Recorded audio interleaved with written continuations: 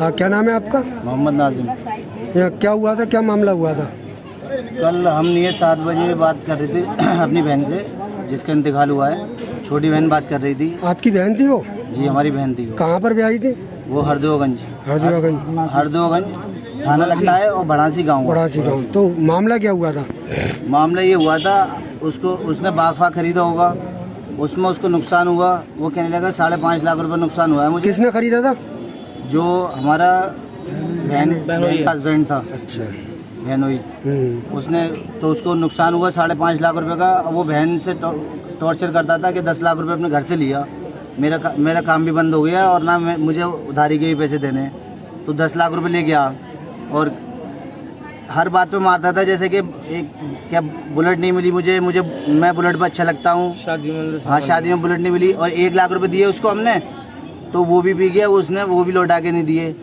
आगे से फिर और पैसे मांग रहा था। तो इतनी वो तो है नहीं है। और हमारे घर में जो बहन उसको ले जाके देगी, सोने की चीज़ थी, वो भी बेच के खा गया। वो कितनी उम्र थी बहन की? बहन की 38 साल थी। शादी कितने दिन हो गए हुए?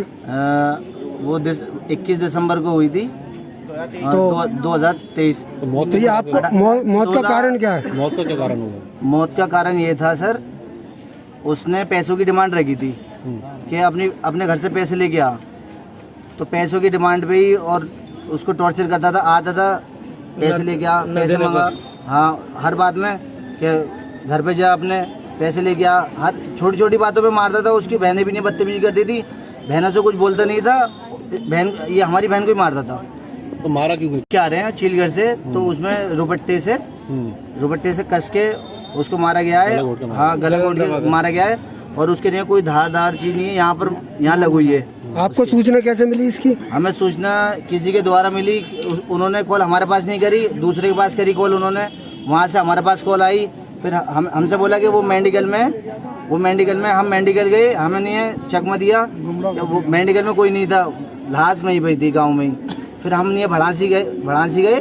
वहाँ पे देखा तो खाली हमारी बहन चरपाई पर लेटी हुई थी और वहाँ से सब लोग फरार थे। पुलिस को सूचना दी फिर आपने? हाँ, पुलिस को सूचना हमने 112 नंबर पे हमने मेडिकल से कॉल कर दी थी। फिर हमने हाथ कर निकल चुके थे। फिर वहाँ से हम हरदोगंज थाने से हमने पुलिस को लिया। फिर पुलिस के साथ में हम पहुँचे वहाँ पर। तो हमने अपनी बहन को लेटे हुए देखा चरपाई पर और कोई नहीं थे वहाँ पर। 2-3 मोहल्ले वाले थे जो हमें देख के वो भी अंदर घुसे थे। अकेली पहुंचे थे तो मृतर हालत में थी वो? हाँ, वो मरी हुई थी। वो चारपाई पे पड़ी हुई थी, वो मरी हुई थी। कितने बहन भाई हैं आप लोग? हम 4 बहन थे और 7 भाई थे। एक भाई का एक्सीडेंट हो गया था ट्रेन से। तो ये कौन से नंबर की थी? ये दूसरे नंबर की बहन है हमारी। ये दो है ना। क्या नाम है बेटा आपका? अयान। ये जो खत्म हुई है वो कौन थी आपकी? मम्मी थी। क्या आपके सामने ये सब कुछ पापा वगैरह का क्या मामला था, ये बताओ।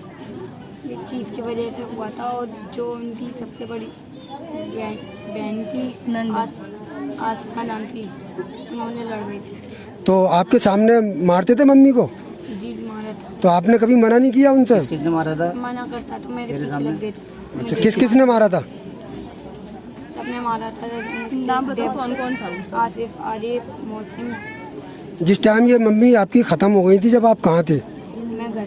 ये तो यहीं पे था। जब यहाँ थे नानी क्या? ठीक है। और बहुत ज्यादा प्रताड़ित करते थे वो इनकी बहन को। बार वो आती थी यहाँ पे, बहुत ज्यादा जुल्म उनसे शादी किया में वो जाता खुश था। नहीं रही। वो कभी खुश नहीं रही है। और मेन मुद्दा उनका दहेज का ही था। बहुत मारते थे और इतना ज्यादा जुल्म करते थे, आप उनकी पूरी बॉडी पे देख सकते हैं। उनके रोते हुए कॉल आए बहुत ज्यादा।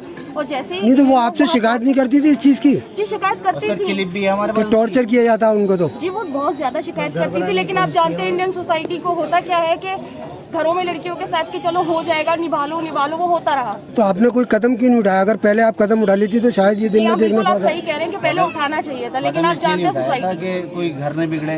बहन भी नहीं चाहती थी कि ना घर बिगड़े मेरा। वही घर बिगड़ने वाला। फिर भी वो खून तो कर देती थी पर घर बिगाड़ने की नहीं सोचती वो। अब आप मतलब क्या चाहते हैं आप लोग? अब हम ये चाहते हैं कि हमारी बहन को इंसाफ मिलना चाहिए।